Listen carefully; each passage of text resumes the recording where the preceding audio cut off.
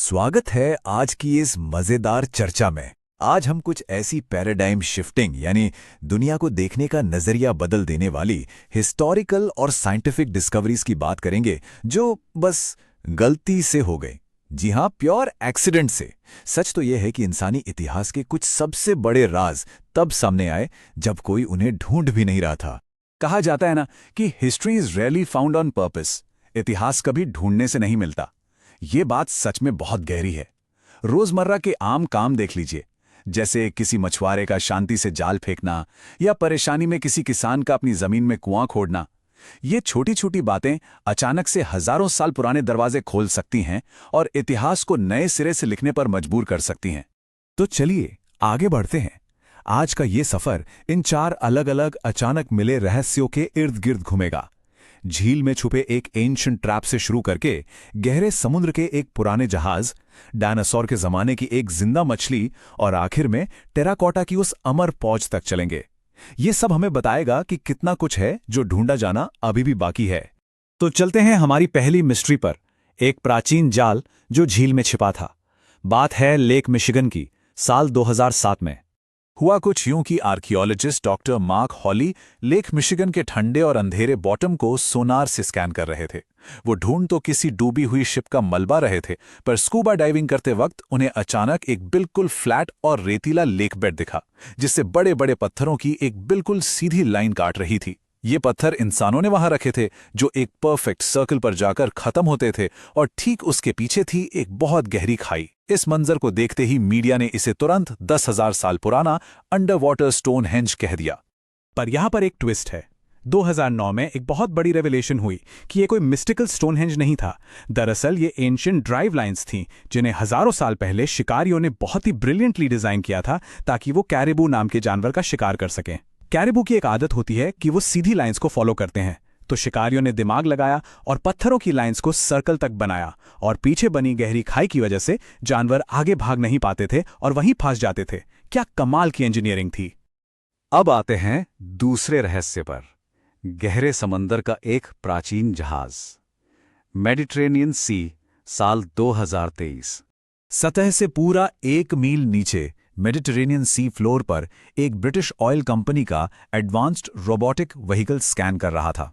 तभी इंजीनियर्स को अचानक मिट्टी के सैकड़ों बर्तन और मटकों का एक ढेर दिखा। जब एक स्पेशल रोबोट ने इन बेहद नाजुक मटकों को हिफाजत से ऊपर सतह पर निकाला तो उनकी कार्बन डेटिंग ने सबके होश उड़ा दिए। वो 3,300 साल पुराने निकले और इनके ठीक नीचे एक 40 फुट लंबा एंशिएंट जहाज दबा हुआ था।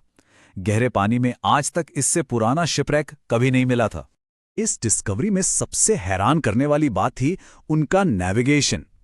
ये सच में एक स्टैगरिंग आयरनी है कि आज से 3,000 साल पहले एंशिएंट सेलर्स के पास ऐसी एडवांस टेक्नोलॉजी मौजूद थी कि वो ऑलिव ऑयल और वाइन ले जाते हुए 1 मिलियन स्क्वायर माइल्स में फैले इस खतरनाक मेडिटेरेनियन सी को पार कर लेते थे, वो भी 1 मील गहरे पानी के ऊपर।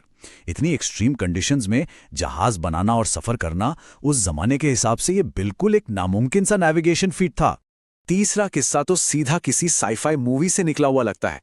डायनासोर युग की एक जिंदा मछली, साउथ अफ्रीका, 1938।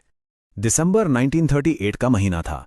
साउथ अफ्रीका का एक मछुआरा अपने आम दिन की तरह जाल फेंकता है और उसके जाल में आती है एक 5 फुट लंबी नीले रंग की चमकती हुई अजीब सी मखलूक। इसका जिंदा पकड़ा जाना अपने आप में एक इम्पॉसिबिलिटी थी, क्योंकि साइंटिस्ट को पक्का यकीन था कि ये कोएला कैंथ मछली 65 मिलियन साल पहले ठीक उसी एस्ट्रॉइड के टकराने से हमेशा के लिए मिट गई थी, जिसने टी-रेक्स और बाकी डायनासोर्स को खत्म किया था। पर देखिए, वही मछली एक जाल में पूरी तरह जिंदा और सही सलामत पकड़ी गई। हैरान की बात है ना। अगर इसका कंपैरिजन किसी नॉर्मल मछली से करें तो फर्क बिल्कुल साफ दिखता है। नॉर्मल मछलियों के फिन्स नाजुक और फ्लेक्सिबल होते हैं, लेकिन इस कोयले कैंथ के चारों फिन्स गोश्त और हड्डियों से भरे हुए होते हैं। ये पानी में उन्हें ऐसे हिलाती है जैसे जमीन पर कोई घोड़ा चल रहा हो। इसके अलावा इसकी खोपड़ी में एक यूनिक जॉइंट होता है, जिससे ये अपना पूरा अपर जॉ उठा सकती है। डार्क वाटर में इलेक्ट्रिक सिग्नल्स डिटेक्ट करने के लिए इसकी नाक के पास एक खास रोस्ट्रल ऑर्गन भी होता है, बिल्कुल किसी एलियन की तरह। और इसके स्कल कंपोजिशन पर ध्यान दीजिए। इसकी बिजार बायोलॉजिकल एडेप्टेशन सच में माइंड ब्लोइंग है।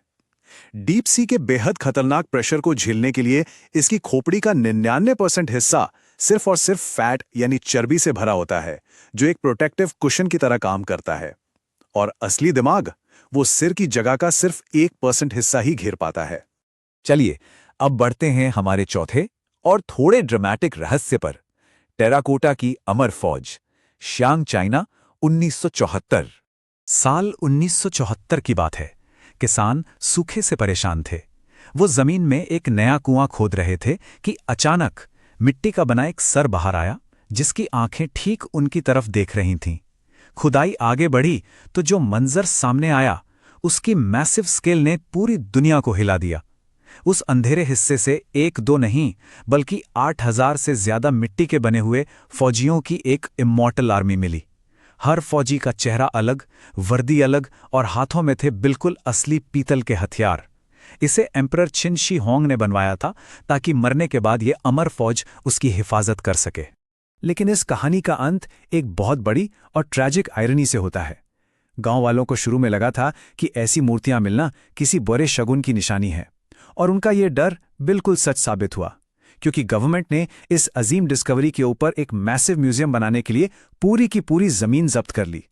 उन किसानों ने, जिन्होंने इस फौज को ढूंढा था, हमेशा के लिए अपनी खेती और अपनी जमीन खो दी। तो ये सारी मिस्ट्रीज जो अचानक मिली, हमें इस अनदेखी दुनिया की फिर से याद दिलाती हैं।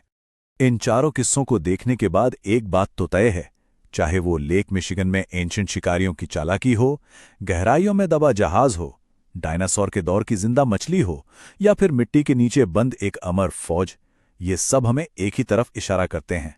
तो आखिर में सबसे बड़ा सवाल यही आता है, जमीन के ठीक नीचे और समंदर के ठंडे अंधेरे पानी में ऐसी और कितनी कहानियां और हजारों साल पुराने राज छुपे हैं? इतिहास अभी भी जिंदा है, बस इंतजार है एक और अचानक से होने वाली डिस्कवरी का। हमारी चर्चा में जुड़े रहने के लिए शुक्रिया।